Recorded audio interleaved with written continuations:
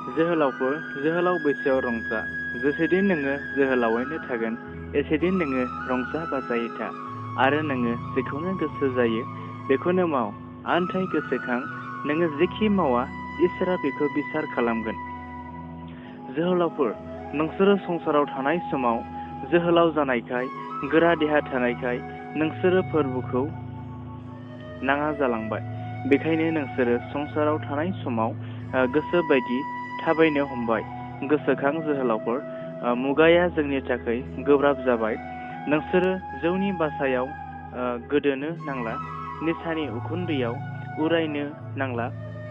नोंसोरो संसाराव थाखा फैसा गारि घरा गोनांखाय आंहा दंखाजोबो होननानै फोरबोखौ दाबावगार। जोहोलाव समनि सोलोंनायखौ जों नागारब्ला नोङो सानसे नस्थ जागोन।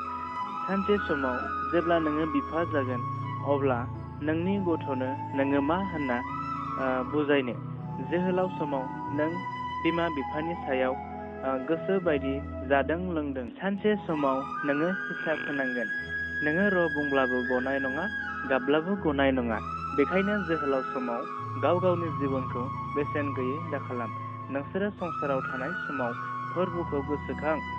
जोहोलाव होननानै गाव गावनि गोसोखौ गोसो बायदि दाहगार।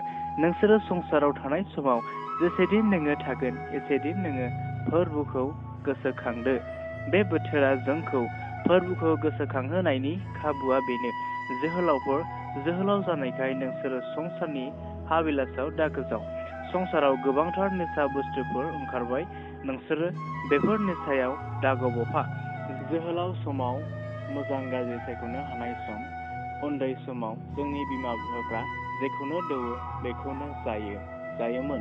नाथाय जोहोलाव समाव नोङो नोंनि बिमा बिफाफ्रा दौबावनाय नंला। बेखायनो जोहोलाव समाव गाहामखौ मावनो ओंखारनांगोन।